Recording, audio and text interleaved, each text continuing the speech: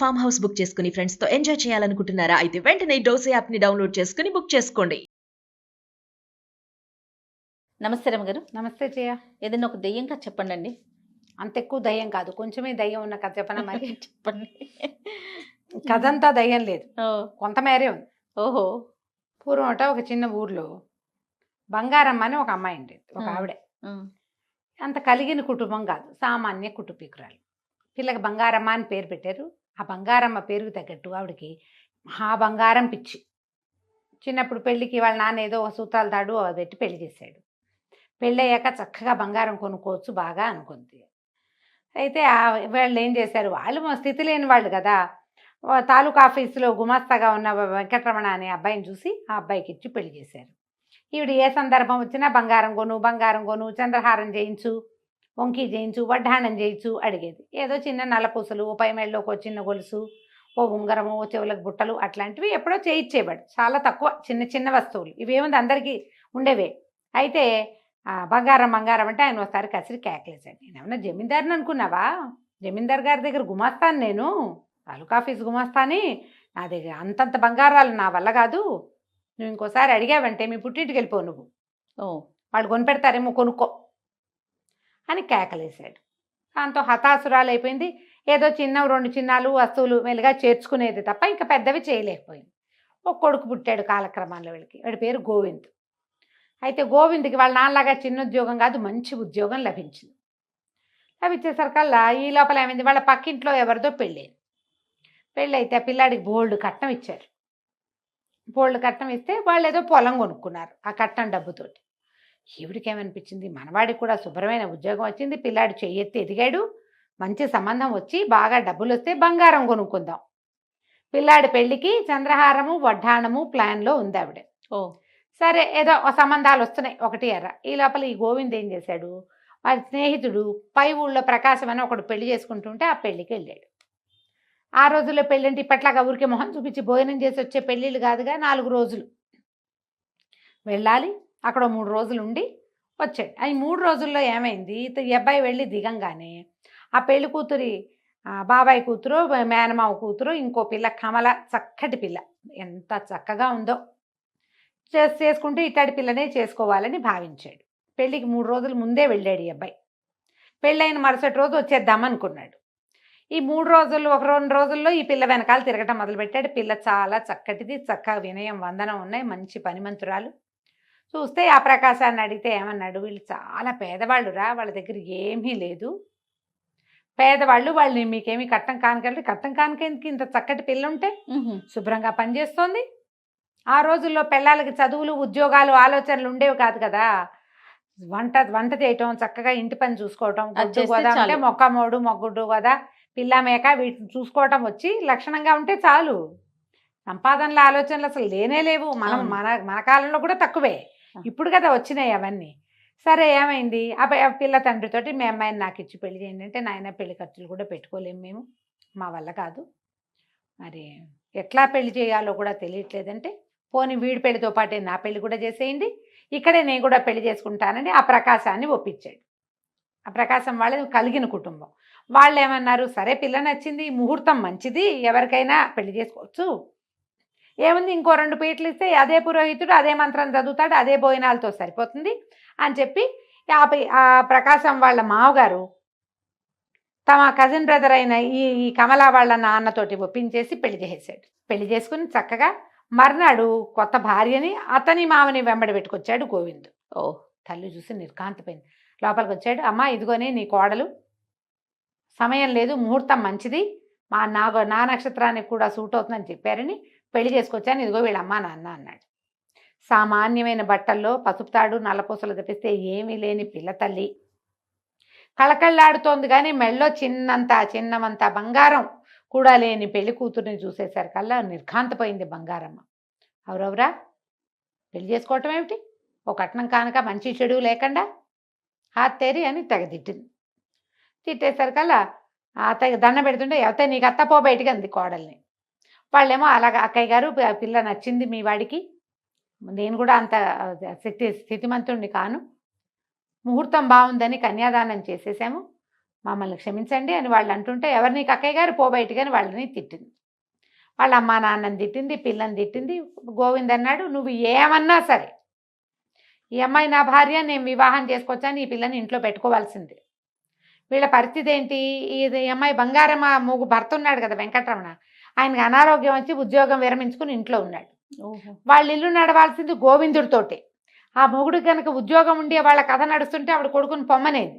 ఇప్పుడు పొమ్మని అనలేదు, ఇల్లు వాడే నడుపుతాడు. కొడుకు పెళ్లి వల్ల రావాల్సిన కట్నం కానుక, బంగారం, చంద్రహారం, వంకి వడ్డాణాలన్నీ పోయినాయి. ఇక ఆ కోడల్ని 2 కళ్ళా చూసేది కాదు, ఆ బంగారం మండిపోయేది. దీనివల్లే నా బంగారపు సరదా తీరకుండా పోయిందని. పిల్ల ఇంటెడు పని చేసేది. ఇవిడేం చేసేది, పని మనిషిని మానిపించేసింది. నువ్వే తిండిగా దండగా, మరి ఇప్పుడు నీ కింద ఈ పని మనుషులందరూ ఎందుకు అని గిన్నెలు తోమేదాన్ని మానిపించింది, గిన్నెలు కమలే తోమేది. బట్టలు ఉతికేదాన్ని మానిపించింది, బట్టలు కమలే ఉతికేది. ఆ పిల్లకి ఆ పనుల అలవాటు, చెరువుకెళ్ళి నీళ్లు తేవటాలు, బావిలోంచి నీళ్లు తోడి తొట్టెలు నింపటాలు, వంట చేయటము, సమస్తమైన పనులు చేసేది. బాగానే ఉండేది. ఈవిడికి ఊళ్ళు మంటగా ఉండేది. మంటగా ఉండి, నీకు ఇదే కాదు, నీకు ఇక ఒంటిపూట భోజనమే, నీ భోజనం కూడా మాకు ఎక్స్ట్రానే. పొద్దున పూట తింటాను వీలేదు, రాత్రిపూట పిల్లాడు ఉంటాడు కాబట్టి, కొడుకు ఉంటాడు కాబట్టి వాడితో పాటే నువ్వు భోజనం చేయాలి. పొద్దున నీకు మెతుకు కూడా పెట్టననేసింది. వంట పిల్ల చేసేది, అత్తగారు మావగారు అన్నం తినేవారు, ఆయన తిని పడుకునేవాడు, ఒంటో బాగుండదు కాబట్టి. ఈవిడ చచ్చినా మా కోడలికి అన్నం పెట్టేది కాదు. పెట్టకుండా ఒక 10 రోజులు గడిచినాయి. ఈ 10 రోజుల్లో అబ్బాయి ఏదో కచేరీలో హడావిడిలో ఉండి బాగా గమనించలా. ఒక 10వ రోజుకి అప్పుడు తెలుసుకున్నాడు పిల్ల చిక్కిపోయిందని. ఇదేమిటి ఇంత చిక్కిపోయావు, నువ్వు ఇంత సన్నగా అయిపోయావు, జాకెట్ అంతా వదిలేపింది, రవికి ఎందుకు వదిలేయింది, ఇంత సన్నబడిపోయావేమిటి అని అడిగాడు. సమాధానం ఆవిడ అత్తగారు ఏం చెప్పిందంటే, ఒకవేళ గనక అబ్బాయికి ఈ విషయం చెప్పావో దొంగతనం వంటగట్టి నిన్ను మీ పుట్టింటికి పంపించేస్తాను శాశ్వతంగా అని గట్టిగా చెప్పేసింది. ఇప్పుడు పుట్టింట్లో ఆ గతి కూడా లేదు. మొగుడు చక్కగా ముద్దుగా చూసుకుంటాడు, ప్రేమగా ఉంటాడు, మంచివాడు, ఇల్లు వాకిలి కళగా అన్నీ బాగున్నాయి. దీన్ని వదిలిపెట్టుకుని ఏం వెళ్తుంది పాపం, ఈ కాలం పిల్ల కాదుగా, నోరు మూసుకుని ఊరుకుంది. ఈ 10వ రోజు రాత్రి పెరట్లో కూర్చుని ఏడుస్తూ కూర్చుంది. ఆకలి, పుట్టింటికి వెళ్ళిపోవాలని ఉంది, తిండి సరిపోవటం లేదు దానికి, ఏం చేయాలో తెలియక ఏడుస్తుంటే ఆ ఇంటి వెనకాల ఒక కానుగ చెట్టు ఉంది. ఆ కానుగ చెట్టు మీద ఎప్పటి నుంచో ఒక దయ్యం ఉంటుంది. అది రోజు వీళ్ళింటికి వేసి చూస్తుంది, కానీ ఇంట్లోకి వచ్చే ఆలోచన ఎప్పుడు చేయలే. ఈ పిల్ల ఏడుస్తూ కూర్చున్న పిల్లని చూసేసరికి లోపలికి వచ్చింది. వచ్చి, ఎందుకు నువ్వు ఏడుస్తున్నావు ఏమిటంటే, ఈ పిల్లకి అదంతా చెప్పింది. సరే అయితే ఆవిడేం చెప్పింది, నువ్వు రేపు పొద్దునే పుట్టింటికి వెళ్ళిపోతావు, ఇక నిన్ను చేర్చుకునేది లేదు అని గట్టిగా చెప్పేసింది అత్తగారు. అయిపోయింది, నేను పంపించేస్తానని. పుట్టింటికి వెళ్తే ఇంకా మళ్ళీ వెనక్కి మొగుడి దగ్గరికి రానివ్వదు. పుట్టింటి మీద బెంగగా ఉంది, వెళ్తే ఇంకా రానివ్వదు. ఏం చేయాలో తెలియక ఏడుస్తుంటే ఈ దయ్యం ఏమందంటే, సరే ఇవాళ నుంచి నువ్వు తినే 1000 మెతుకులకి 1 మెతుకు బంగారు మెతుకు అవుతుంది, నీ కంచంలోకి వస్తాయి, మీ అత్తకి ఈ సంగతి చెప్పు అని చెప్తే తెల్లవారు లేవగానే ప్రయాణం కట్టమని కోడల్ని కసిరింది బంగారం. అప్పుడు అత్త ఇదేం చెప్పింది, రాత్రి మా గృహదేవత పెరట్లో కనపడింది, అదొకటి చెప్పింది నాకు, దయ్యం అని చెప్పల. గృహదేవత ఏం చెప్పిందంటే, నేను 1000 మెతుకులు తింటే 1 బంగారు మెతుకు కంచంలో పడుతుందిట అనేసరికల్లా, ఇది గృహదేవత ఇన్నాళ్ళు ఏమైంది, ఇన్ని రోజుల నుంచి నేను ఊరికే మేపుతున్నాను అని తిట్టి, సరే చూద్దామని అన్నం పెట్టింది. మధ్యాహ్నం అన్నం పెడితే పిల్ల చక్కగా కడుపు నిండా అన్నం తినది. 2 బంగారు మెతుకులు కనపడ్డాయి. కంతపోయింది ఆవిడ. అయ్య బాబోయ్, ఇన్ని రోజులు పోగొట్టుకున్నానే నేను దీనికి.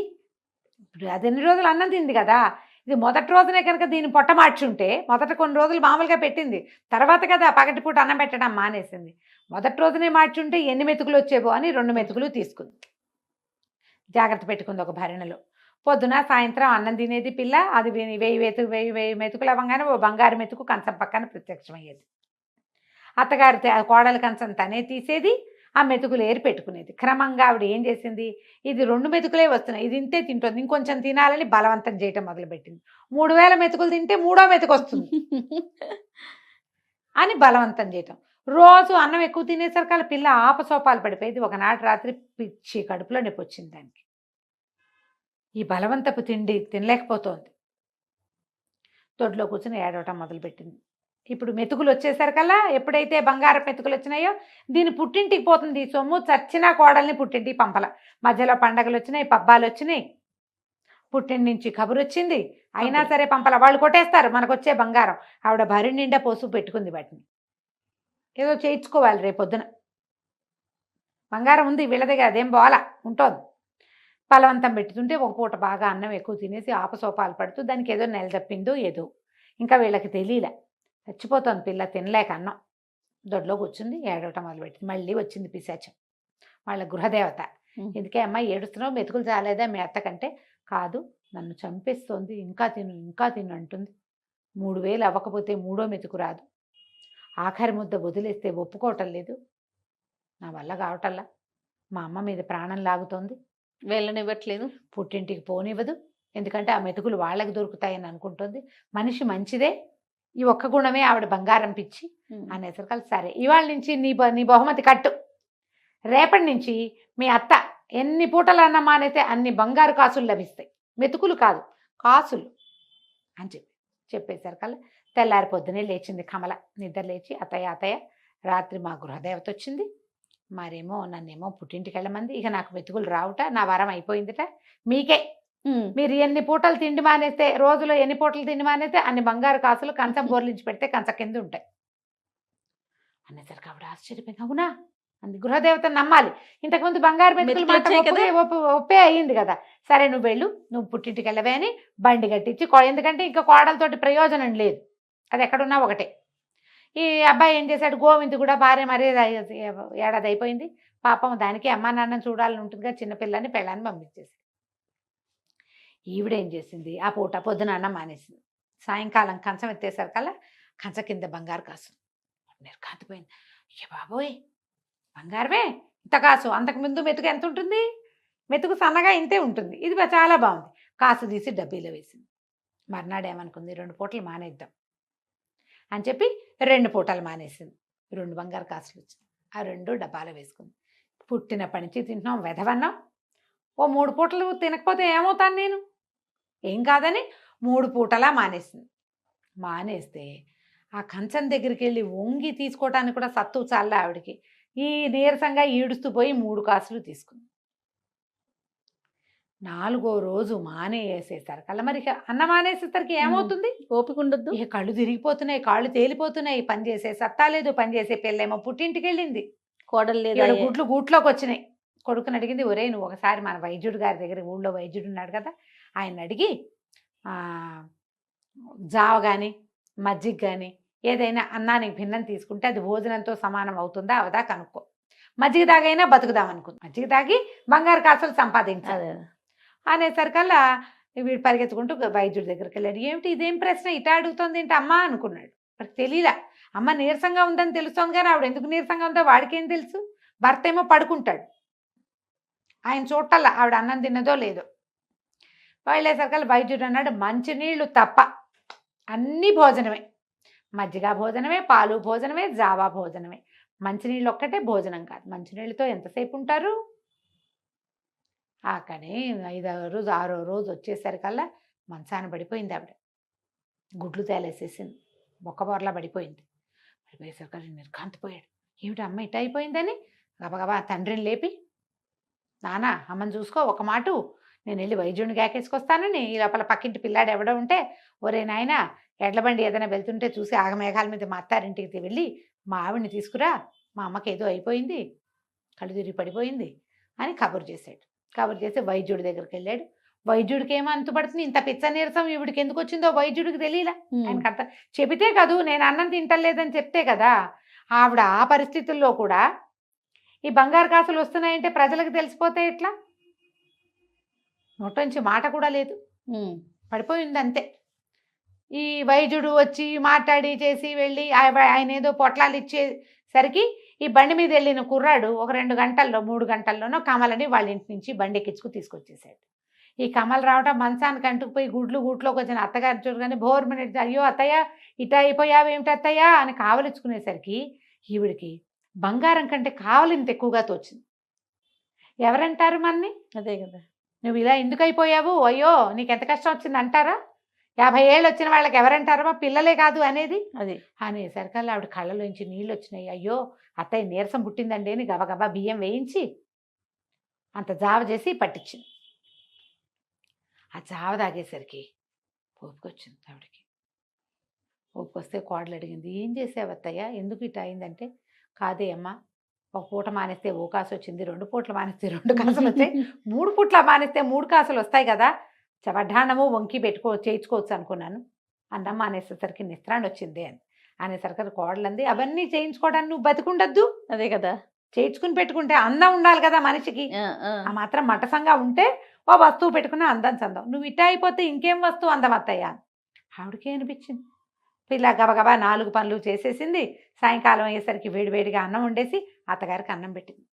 కాసులు లేవు, ఏం లేవు. ఆవిడకి అనిపించింది, అన్నం కదా మనకు కావాల్సింది, వెధవ బంగారం, ఎప్పుడో ఒక్కసారి ఒక పేరెంటానికి పెట్టుకెళ్ళే వస్తువుల కోసం నిత్యం ఉండవలసిన అన్నాన్ని వదిలేసుకుని దీపంలా ఇంట్లో ఉండాల్సిన కోడల్ని నానా హింస పెట్టి నేనేం సాధించాను అనుకుని ఆ గృహదేవత ఎవరో ఆవిడకో దండం పెట్టి అప్పటి నుంచి ఈ పద్ధతి అంతా మానేసి కోడలు ఆ మెతుకుల్ని ఆ కాసుల్ని అన్నీ కరిగించి కోడలికే వంకి వడ్డాణము చంద్రహారాలు చేయించి కళగా పెట్టి చూసి బాగుందమ్మా అని నోరు మూసుకుని ఊరుకుంది.